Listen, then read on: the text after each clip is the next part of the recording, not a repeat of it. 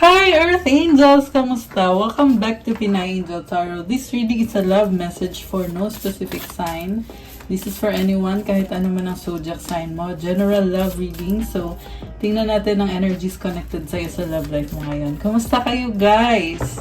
It's new moon right now. So, tingnan natin ang energies kung anong paparating sa love life mo ngayong new moon. It's a good time for a new beginning kasi new moon tayo. So, tingnan muna natin yung unang mga mensahe para sa inyo. Comment present para alam kung nanonood kayo. Okay? Na-miss ko kayo guys. So, ang unang card mo is Embrace. Embrace what destiny has in store for you. So, something about love and may something na paparating. Destiny. Okay, ano kaya yung destiny mo? Tingnan natin yung next card.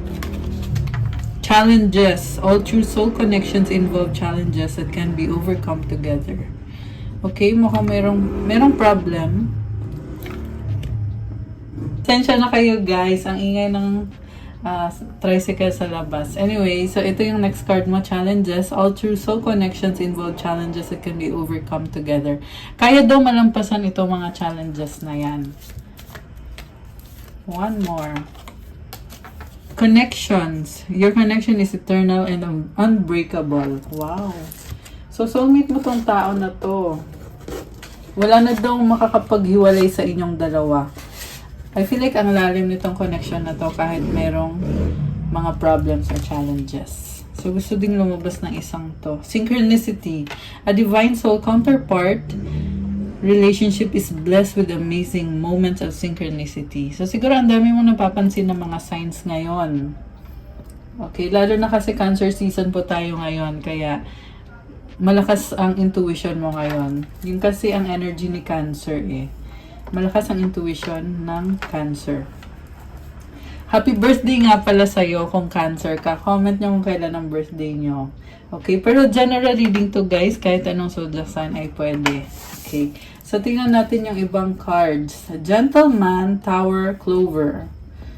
Oh my gosh. Alam mo, may na-feel ako dito na gusto ng magkaroon ng stable na connection kasi andito yung Tower. Ibang Tower to sa Lenormand Tarot. I feel like this is an establishment or gustong maging stable talaga yung connection ninyo. And Clover is about luck and abundance. May hawak din siyang Clover, oh. So, may hawak siyang hagdan.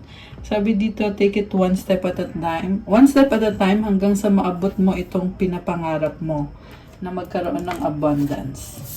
Ang moon card mo naman, prosperity lies ahead, new moon in Taurus. Work through your fears, new moon in Scorpio. So kahit na nakakaramdam ka ng fear, magpatuloy ka lang. Merong prosperity na paparating. Okay. So from the tarot, tingnan natin. Kuha tayo ng unang card.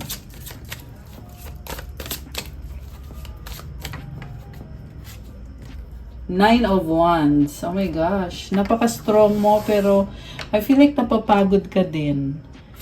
Napapagod ka pero lumalaban pa rin. Knight of Cups. Parang feeling mo ngayon gusto mong ibigay yung best mo sa taong yan, sa situation na yan. At the same time, nafe-feel mo na napapagod ka or nasistress ka. Na feeling mo hindi mo kaya. Okay, bakit? The world, endings and new beginnings. Pero magtatapos yan at magkakaroon ng pagbabago dito. Okay, remember na new moon ngayon. Kaya, it's a time for change. New beginning. So, merong lover's card sa bottom of the deck. Malaking desisyon na gagawin mo connected sa love. Okay, merong snake dito. May nakita kong attachment. Ayan. So, definitely, very passionate itong connection nyo. Five of Cups, merong missed opportunity dito na pinag-iisipan mo. Seven of Cups. Nalilito ka eh kung ano bang gagawin mo sa sitwasyon na yan. Kaya parang hindi ka makagalaw or hindi Hindi ka makamove sa ngayon kasi hindi mo alam kung saan magsisimula. Bakit parang pagod ka? Okay. The Emperor. Kasi ikaw yung lumalaban dito. Si Emperor kasi siya yung nagtitake ng action, nag-e-effort, nag-move. Ten of Cups. Masaya ka sa ginagawa mo kahit na-feel mo na parang napipressure ka. And Four of Cups. Oh my gosh. So, oo, masaya ka nga sa ginagawa mo, pero gusto mo iba naman. Parang, you want something better na dumating sa buhay mo. Two of Pentacles. Pabago-bago ka or juggling. Gusto mo yung ginagawa mo, at the same time gusto mo iba naman. I feel like nagmamadali ka, marami kang gusto ma-accomplish ngayon. Okay, i-clarify natin yung tungkol sa Lover's card. Kung ano itong desisyon sa love life mo na ginawa mo. Okay. Five of Pentacles. Feeling mo mag-isa ka or iniwanan ka. Four of Pentacles. Nag-hold on ka pa rin. So, siguro decision para magstay. Kahit na pakiramdam mo dito, mag-isa ka or iniwanan ka or naging malamig sa'yo yung person mo. Eight of Cups, oo, tinalikuran ka nga. Sa bottom of the deck, Six of Pentacles. So, this is a karmic connection, Ten of Pentacles. May mga responsibilidad pa rin kayo sa isa't isa. Yung iba sa inyo guys, may financial na pagkakautang na kailangan bayaran or siguro may regalo binigay sa'yo. Kaya feeling mo, di mo siya maiwan kasi may utang na loob ka sa kanya or gusto mo ipakita sa kanya na thankful ka na naging parte siya ng buhay mo. Ayan, Eight of Swords. Ayan, hindi siya makagalaw. Tinitiis mo kahit nahihirapan ka. Three of Cups. And Knight of Pentacles. Parang matagal mo nang nararamdaman yan na responsibilidad mo yung taong yan kaya hindi mo siya maiwanan. Kahit sa totoo lang, gusto mo baguhin yung sitwasyon. So, ano bang nafe-feel nitong taong to sa'yo? Kasi ikaw mukhang pagod ka na eh.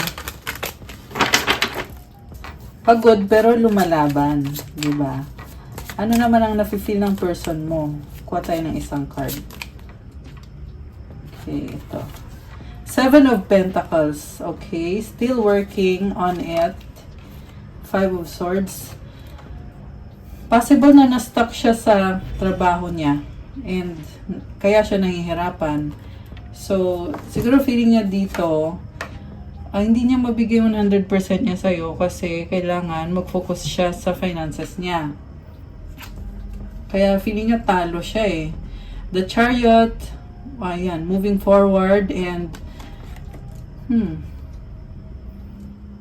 may calling yung person mo eh, kaya ginagawa niya yan. Kaya nagfo-focus siya sa finances niya or sa trabaho niya. Okay. So, kuha tayo ng card from this deck. Anong nafe-feel ng person mo? Anong nafe-feel ng person? Okay, ang bilis. Oh my gosh! The Empress, Abundance, Love. So, in love naman pala sa'yo to eh. Tanggap ka niya. Blessing ka para sa kanya. Or siya blessing sa'yo. Okay. Clarify natin. Bakit sobra kang mahal? Three of Cups. Parang ini-enjoy lang niya kung anong meron kayo. Mukhang may mga tao din sa paligid niya. Posibleng kaibigan, family, may celebration eh. Nine of Swords. Something is hanging. Merong hanging.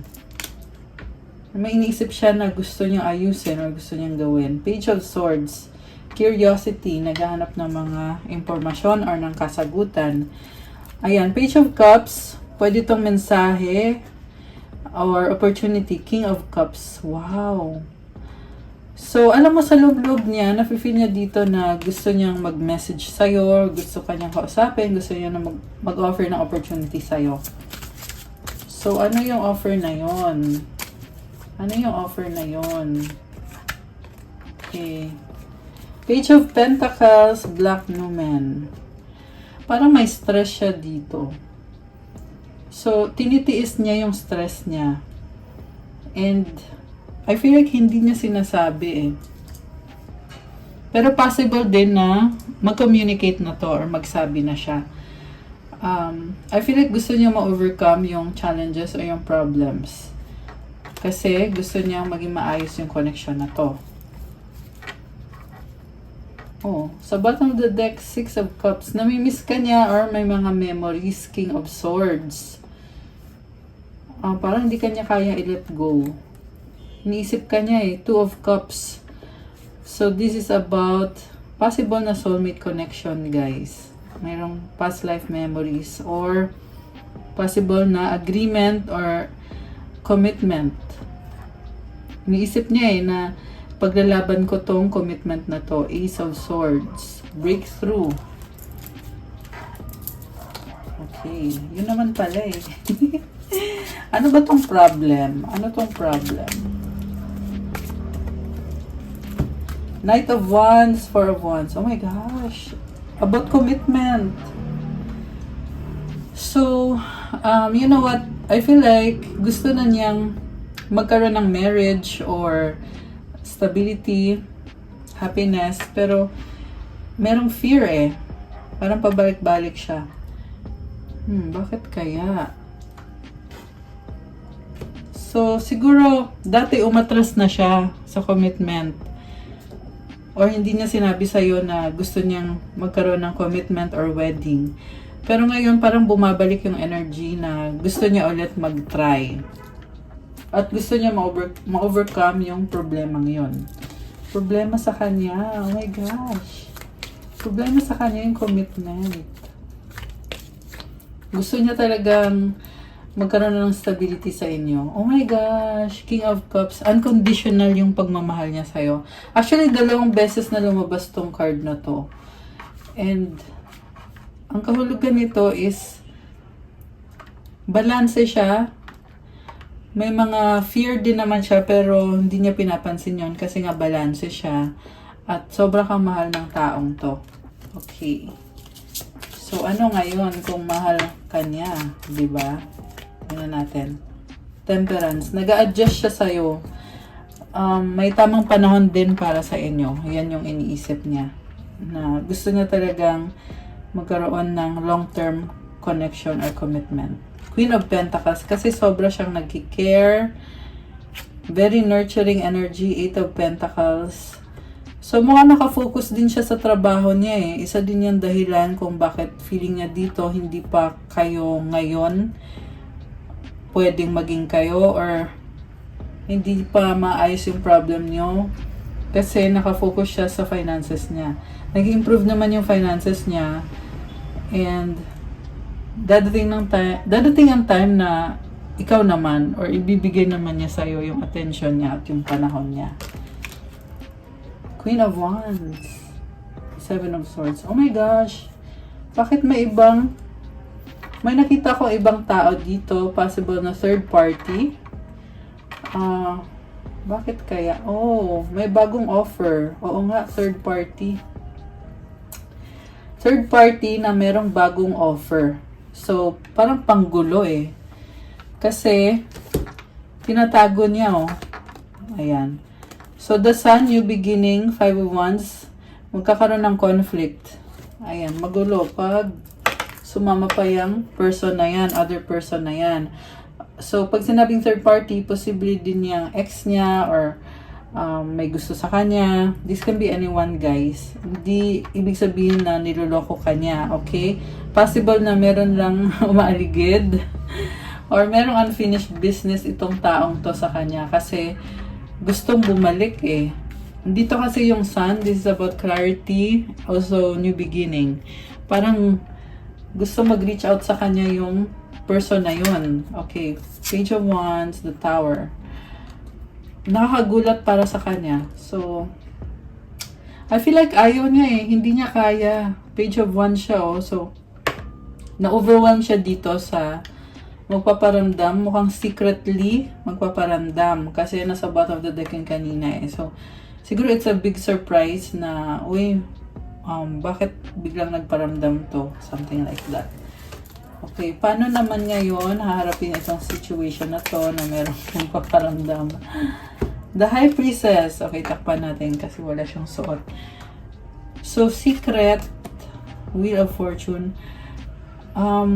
Alam mo, tinatago niya, pero babaguhin niya. I feel like tatapusin niya. May hawak siyang sword, oh. King of Wands. The Hangman. So, it's a big secret.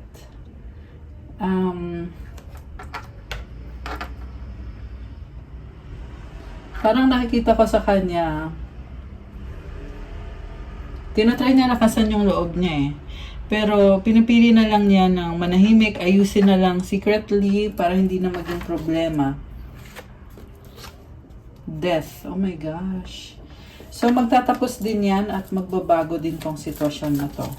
Tungkol dun sa lumabas na yan, a third party. The Devil. Oh my gosh, ang bigat. So, ma-overcome ba to? One more card. Two of Swords. Fear. Judgment. Parang hindi siya makausad eh. Malaking desisyon ang kailangan gawin. White Numen. So, sa dulo, magkakaroon din ng desisyon, ma-overcome din niya yan. Okay, kahit na ganun kabigat yung cards na sunod-sunod, di ba? Hindi ko na aangat ulit kasi ayaw natin yan. Pero ito, White Numen, ma-overcome din to sa dulo. Magsisimula ulit, Ace of Wands, New Beginning, Ace of Swords, Breakthrough, King of Pentacles, someone very practical, moving on, moving forward, Six of Swords. Siguro iniisip niya na magpapaka-practical ako. Mukhang may loyalty sa'yo tong taong to eh. Oh, anong outcome? Anong outcome dito? Nine of Cups. Ayan, babalik pa rin sa'yo to. Nine of Pentacles. Magician. Queen of Cups. So, sa nakita ko, mag-isa siya dito. Pero tinatry niyang magkaroon ng happiness sa connection ninyo. Kasi mahal niyo isa't isa. Possible din na ikaw to. Na ikaw yung magre-reach out sa kanya eh, para maibalik yung harmony sa connection na to. Okay. Any more message? Naloka kayo dun sa third party, no? Comment kung sinong nag-resonate dun. Comment resonate. So, outcome is Seven of Wands, Justice, Three of Swords, setting boundaries. So, parang problema to, no, na inisip nyo, sagabal pa yung third party na yun eh. Pero sa nakita ko dito, you are setting boundaries na, kumbaga, dapat yung mga ex na yan, or kung sino man yung nagpaparamdam sa person nyo, maging clear kung ano ba talaga siya at ano ka. Kung sino ba talaga yung pipiliin, sino ang mahal, sino ang gusto. Ito, ipaglalaban mo to kasi may justice ka dito eh. May hawak siyang scale. So, dapat maayos, dapat balanse. Sa nakikita ko, you are very strong pero hindi mo ito-tolerate yan. At, ito oh, ayan, setting boundaries. Seven of Wands. Parang nakita ko dito, wala kang pakialam kung hindi kung magkakaroon ng disagreement or pagtatalo sa inyo ng person na yan, wala kang pakialam kasi ang mahalaga sa'yo is yung justice, kung ano yung tama, kung ano yung katotohanan, ipaglalaban mo yon. Three of Wands. Medyo na-stress ka nga lang doon. Excuse me, sorry. May na-feel akong pagsiselos. Six of Wands and the Hierophant. So, sa dulo, nakita ko dito, makikipag-compromise ka, Eight of Wands. Kasi, mawawala naman din sa eksena yon. Star. Ayan. Mukhang mawawala lang. It will die down. Yung issue na yon about sa nagpaparamdam. Strength. Mas pipiliin mong manahimik na lang. Ayan. Kinakalma mo sarili mo eh. So, Queen of Swords, Two of Wands, and the Empress. So, ngayon, ikaw na yung matapang dito. Ikaw na yung matapang. Kasi minahal mo naman siya eh. Mahal mo siya. Okay, medyo nasa-stress ka sa mga nalaman mo. Siguro advice ko lang iwasan yung mag-stalk. Kasi yung pagsustalk nyo guys, yan pa yung nagkikreate ng problema ng pagsiselos at kung ano mang hindi magandang pag-iisip. Ten of Swords, Ten of Wands, Three of Pentacles. So, magkakaroon din ng agreement. Kailangan pag-usapan. Partnership. Kasi burden ka eh. So, kailangan pag-usapan, magkasundo kayo kung ano bang gagawin sa sitwasyon na yan. Knight of Swords, Four of Swords, Ace of Cups. Parang, pipilian mong magsimula ulit at ikalma yung sarili mo. The Hermit, Ace of Pentacles, the Moon, and the Fool. Sarili mo, iniisip mo, gusto mo magsimula ulit. Although kahit nalilito ka, pero ang mahalaga sa'yo is yung sarili mo. Which is, agree naman ako doon. Unahin mo yung sarili mo. Kasi malalaman mo din naman sa huli kung mahal ka ba ng taong yan, kung loyal ba yan sa'yo, kung ikaw lang ba, at mga bagay na yan. Ano mga mensahe ang gustong sabihin ng person mo sa'yo ngayon? I hope that you can forgive me one day. Oh my gosh. Bakit? I feel you leaving me behind. Ayan, so may fear, diba? I couldn't let you get close to me. Parang nilalayo ka niya sa problem or sa issue. Pero takot siyang iwanan mo siya. I know I was a distraction from your pain. Concern sa'yo to. Oh my gosh, I love you. O diba? 13:13 on the clock. Ayan, may angel numbers kayo guys. Actually, kanina pa ako nakakita ng angel numbers. Hindi ko lang nababanggit. So, ang daming changes. Ang daming mo ding aayusin ngayon sa season na ito. I will wait for a sign from you. Ayan, hinihintay ka niya. Last one. It's time for me to heal now. Okay, so nag-heal pala yung person mo. Ano pang mga ibang gustong sabihin niya sa'yo? Or yung mga energies na connected dito? Oops, tumalon. Okay. I need your time and commitment. You're a God-given gift. Grabe to guys ha. Malalim to, matindi to. Think positive. People don't believe in me. May issue, no? I regret what I did. Oh my gosh. Parang daming controversy. Pero sabi sa'yo, think positive. Ano pa ang mga gustong sabihin ng person mo? Teka, may naiwan. Or yung mga energies na connected dito.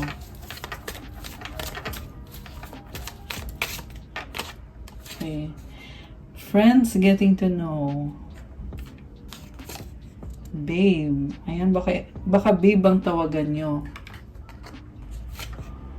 Friend zone. Bakit ang daming friends? Friend zone BFF. Okay. May nakita kong yes, yes, yes. Guilty, nagkamali. Oh my gosh. busy. Akin ka lang, possessive. So, mayroong possessive sa inyong dalawa. Forever soulmate. Ayun naman pala eh. Ayan. Okay guys, kukuha ko ngayon kayo ng advice card para sa mga live viewers. I mean, para sa mga viewers. At kukuha na din ako ng sagot sa wish nyo. So, isipin nyo na ngayon yung wish nyo.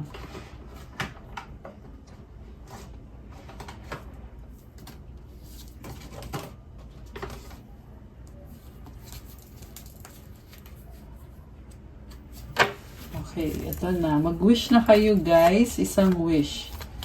Ayan, mag-wish na kayo. Make a wish. It's new moon. Kaya, magandang time para mag-wish. Ayan, mag-wish na kayo. Oops, okay. Tumalon.